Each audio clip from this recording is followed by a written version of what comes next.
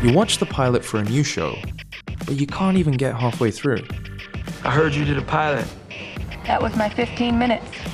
The best pilots reel you in from the start because they apply a simple rule developed by South Park creators Trey Parker and Matt Stone. That you come up with an idea and it's like, okay, this happens, right? And then this happens. No, it should be this happens, and therefore this happens.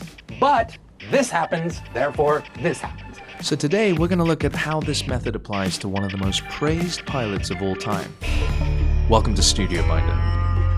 Let's get started.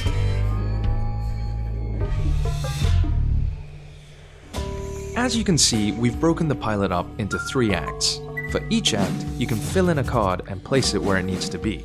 We know we want to end Act 1 with some big news, but we have to establish some things first, like how he's a high school chemistry teacher who gets walked all over at work,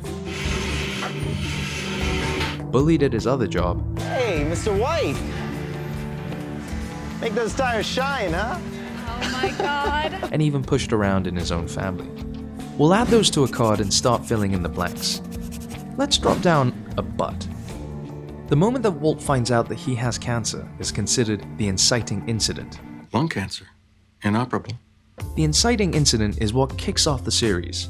It's essentially the event that changes his life forever. Best case scenario with chemo, I'll live maybe another couple of years. Remember the tactic of ending one story in order for another to begin? The inciting incident is typically that first ending.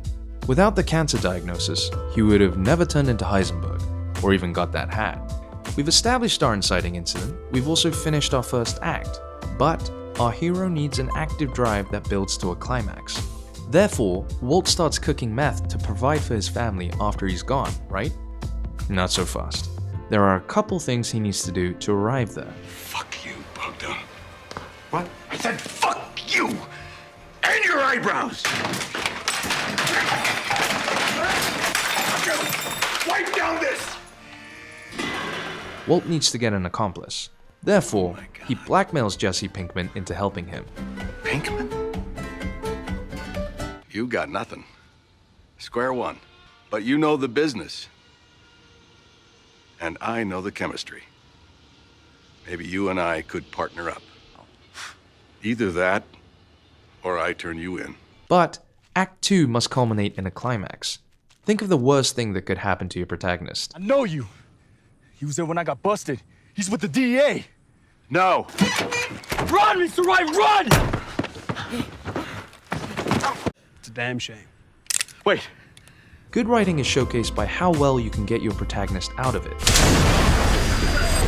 Which leads us to Act 3, the denouement. Yeah, it's a fancy French word that literally means the act of untying. It's important to note that the active drive we established earlier should build to a climax at the end of Act 2. That ending propels us into Act 3. Walt no longer is wearing pants, and his whole life has changed. Come move it, Holmes. You got all day.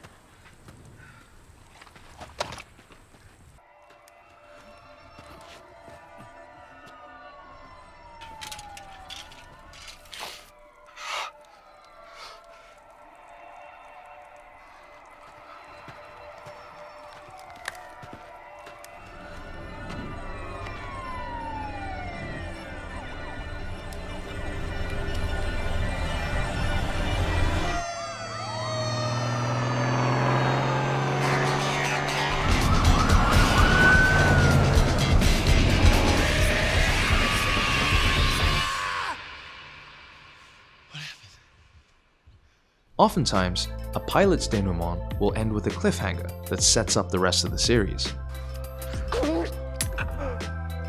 Walt's climax ends with a man completely different than he was in Act 1. It's just heavy. That's why they hire men. Looks like Keith Richards with a glass of warm milk, doesn't it?